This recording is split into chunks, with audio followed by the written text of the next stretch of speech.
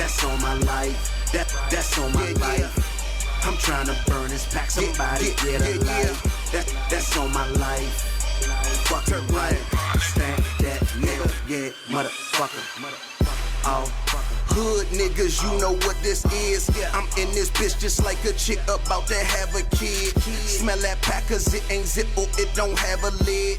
Got that bait but I ain't even Wayne P. TV. What up, man? 757 Shine Star Bright, always rep the star right, you feel me?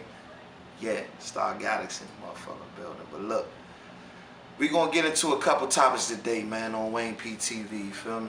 The first topic we gonna get down to is LeBron James and where does he fit amongst the greats, you feel what I'm saying? We're gonna get to that. A lot of people be talking about that, so I'm gonna give my opinion on it. Next we gonna get into 2.17 Hitman, Wayne P, Signature Series 2.17. That's my mixtape. We're going to get into a couple of details and when that's going to drop. You feel me? I'm going to let y'all know a little something about that. And last, we're going to talk about the DMV. You know what I'm saying? Right here. Why are we so stagnant on getting our artists, you know what I mean, pushed towards the forefront and out in the mainstream gates, you feel me? Because the talent is here. It's just not being pushed towards the forefront. And I'm going to give you my reasons, you know what I mean, for me being on the field. I'm going to give you my reasons for why I think it's going down that way. That's what we're going to get into right here today, live on Wayne P TV. You feel me? Let's get it. Yeah. Talk that shit, Wayne. Talk that shit. All right, here we go. LeBron James. Is he one of the greats? Yes, I believe that LeBron James is one of the greats, you feel me? But you gotta understand that there's levels to greatness, you know what I mean? So this is my thing with LeBron James, you feel me? I believe right now LeBron James is the best player on the hardwood right now at this point in time. But when you start comparing them to Magic, you start comparing them to Jordan, you start comparing them to Kobe, Shaq, dudes like that, then it gets a little tricky, you understand me? Because these dudes win.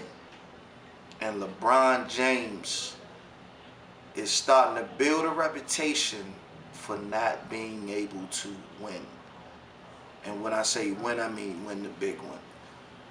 LeBron James, he always on teams that pretty much, you know, they win a lot of games. You know what I'm saying? Miami Heat, even Cleveland, when he first was in Cleveland, and Cleveland now, they all win or won a lot of games during the season.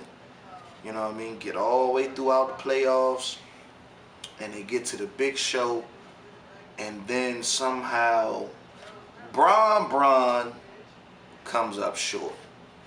Alright, now, just that alone, you cannot put him in the category of a Kobe Bryant who's won 5 out of 7 championships, a Michael Jordan who's won 6 out of 6 championships, a Timmy Duncan who's won what I believe is 6 championships out of 7 or 5 out of 6, something like that. But he only lost, I believe, 1 championship, Timmy D. So when you start getting into those type of conversations, LeBron James does not fit because he's only won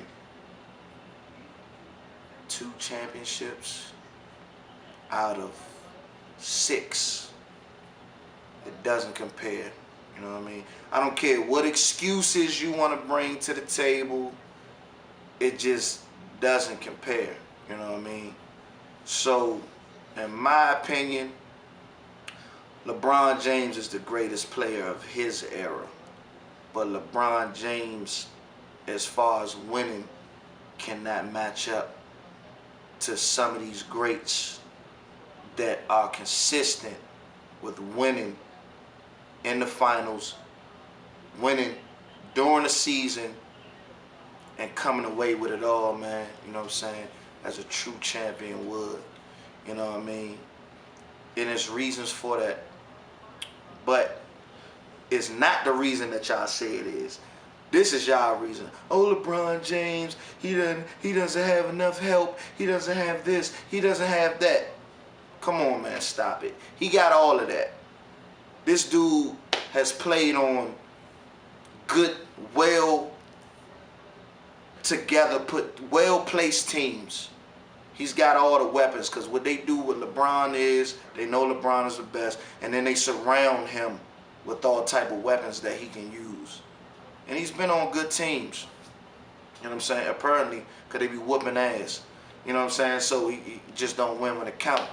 So I'm going to say this real quick. LeBron James needs a coach that can oversee what he's doing. Someone that's looking from the outside in. You know what I'm saying? When you look at Jordan, Jordan was the greatest. But he had Phil Jackson to say, oh shit, Mike, you tired. Let me put your ass on the bench right quick. Because you out there, you balling, and you tired, but you don't know it. Because this is what you programmed to do. And you missing this jump shot because you tired of shit, but you don't know. Sit your ass on the bench for a couple minutes. Let the bench get in there, do their thing. Boom. LeBron doesn't have anybody to do that for him. LeBron doesn't have anybody like Greg Popovich that inserted Boris Diaw into the lineup and said, you know what, boom, we need Boris in here. He put Boris Diaw in the lineup. That changed the whole dynamic of the game. The reason why the Spurs wound up beating the Heat, because he made one simple adjustment that changed the dynamic of the series. LeBron James does not or has not had a coach in his corner that makes those type of chess moves to help him. He's only got, it's just LeBron, go out there and play. You know what I'm saying? Even the greatest players they had,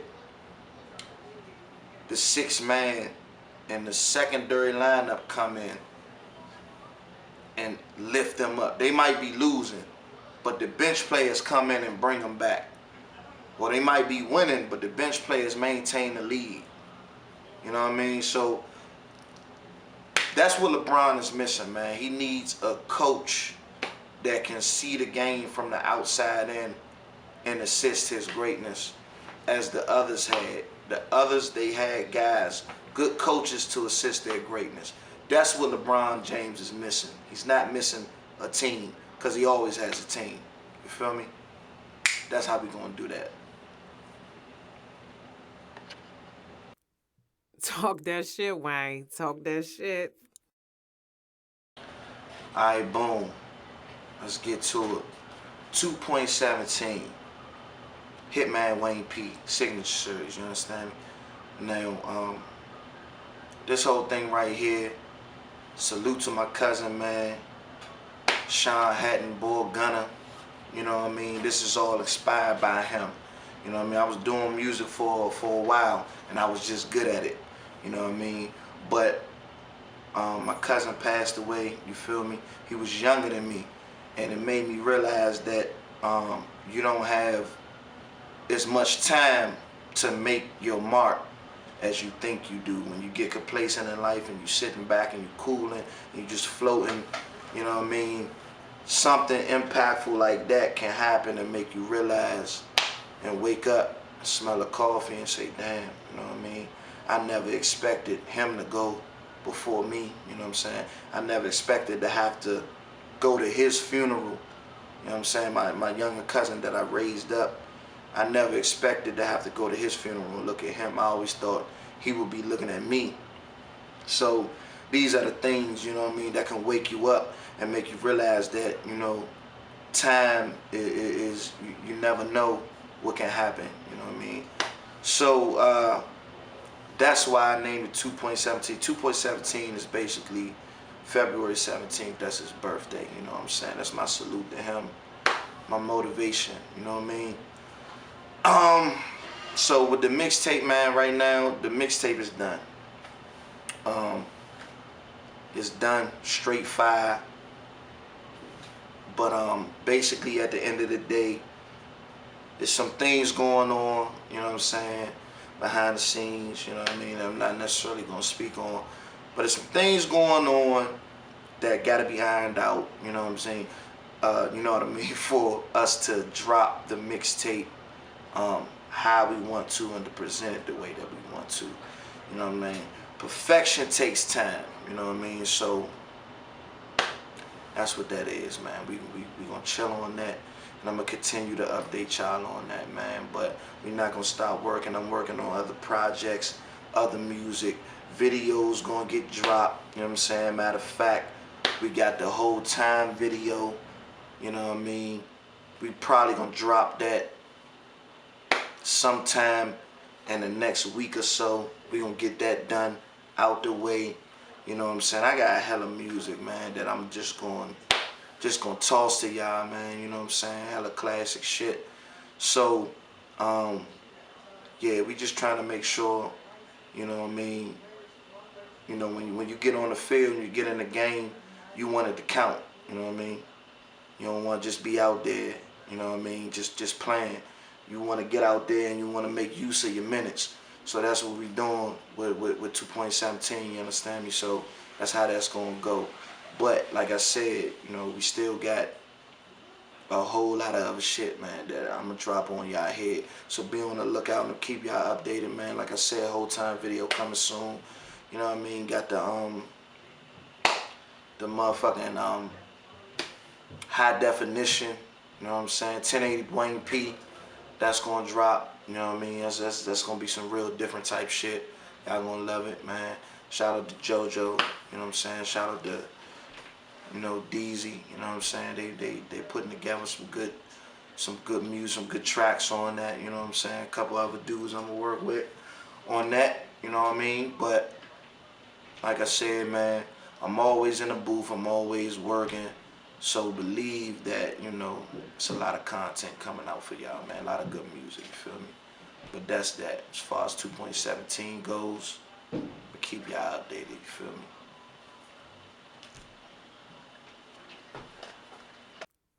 Talk that shit, Wayne. Talk that shit. Alright, look, check it. Last but not least, we gonna get down to the nitty gritty of why I feel like talent in the DMV is not being pushed towards the forefront, you feel me? 1 second. Take a sip.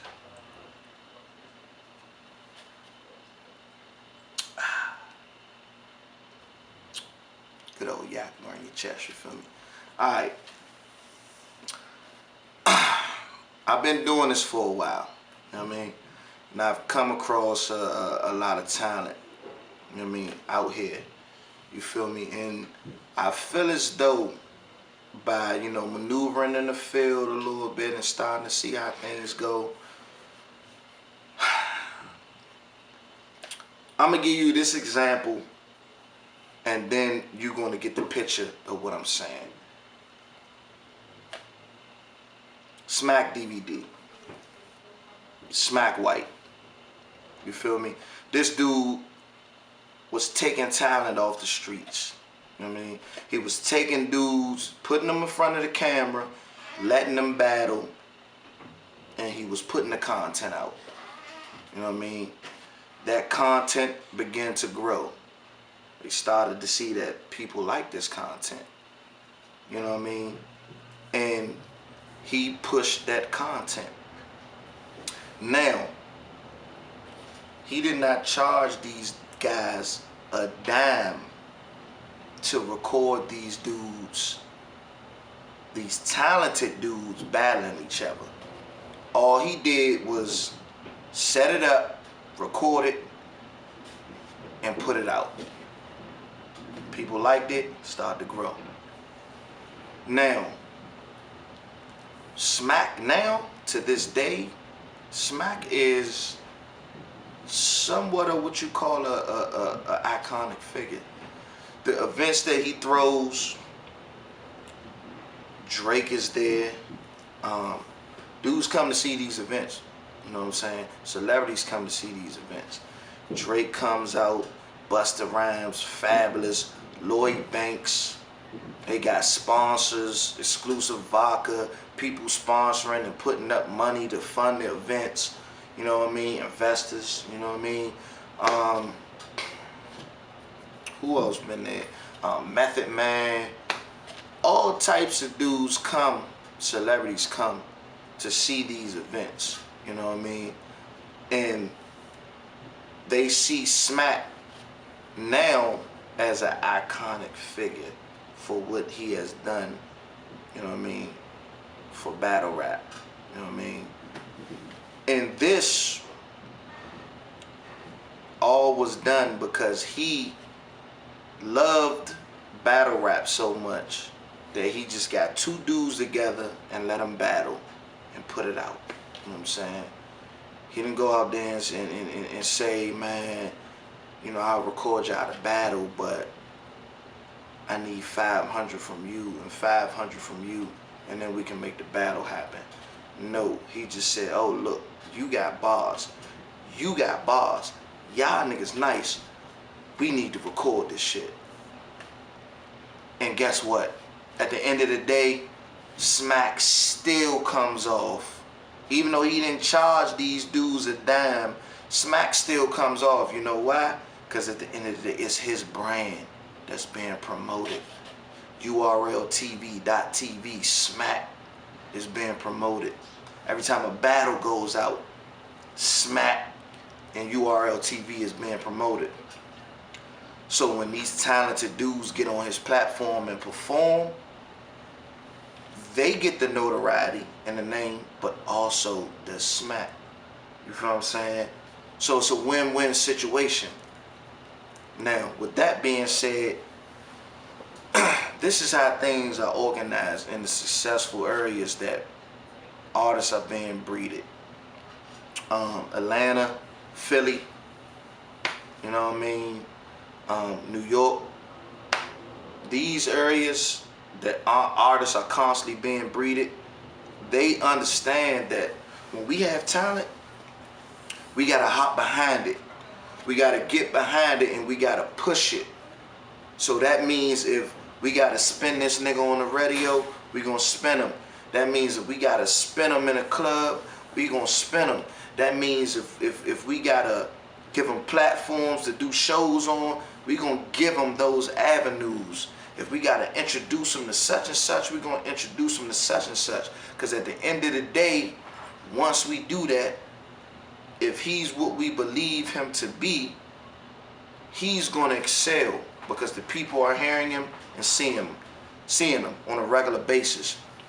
We're gonna interview him. We're gonna let him get on the radio and spit some bars. We're gonna let him get on the radio and let us know when his mixtape drop and all that. And we're gonna do these things on the regular because consistency is the key. One interview means nothing. One spin means nothing. You know what I mean? One show means nothing. As an artist, you have to be consistent. And this is what the hip hop culture in these areas understand. So when they find talent, they hop behind it and they support them all the way. This is what we don't have in the DMV. In the DMV, it's all about the greenbacks, man. It's all about, okay, we're going to give you this interview and we're going to let you perform here and we're going to promote you for like a week. But you know what that's going to cost you? That's going to cost you $2,000. So, after the $2,000 and the interview, blah, blah, blah, blah, right? The show, whatever. Then what happens after that? As an artist, you need consistency. One show is not going to push you over the floodgates. You know what I mean? One interview is not going to push you over the floodgates. You know what I mean? One article is not going to push you over the floodgates. You need these things to constantly happen. People have to stand behind you and people have to push you. And this is what we don't have in the DMV. And this is why the people in the other areas who have a strong hip hop and rap bases, they understand these things and they support their local artists and they push them. The guys that they feel have that, they push them. Have that it, they push those guys. And they get them guys out there. And they don't always tap their pockets. They just say, look, we know what we gotta do. And they push them. And they get them out there, they blow up. And then the blessings is always returned, man. It always comes back to you. That's why I gave you the example of Smack in the beginning. His blessings came back to him for throwing all his talent out there. Now he's reaping the benefits of that. You feel what I'm saying? This is what you have to do if you're a promoter, DJ, whatever that, you have to do that with these talented artists that are out here. And this is what is not being done because people in the DMV have no clue and are not following the blueprint that was set. You know what I mean? And this is why, in my opinion, there's so much talent out here that's not reaching the forefront. You know what I mean? So that's going to conclude today's topics, man. 757 Wayne P signing out, man. Yeah. Fuck with me. Turpland representative, nigga. Wayne P TV. No skinny jeans, real niggas like they pants fitting. The Mike Jordan, yeah, my teammate Scottie Pippen. Hey, you ain't know us, well, that's what you get for bullshitting. Shorty playing safe, zoned out in Tampa 2. I find a hole, plus I throw it deep.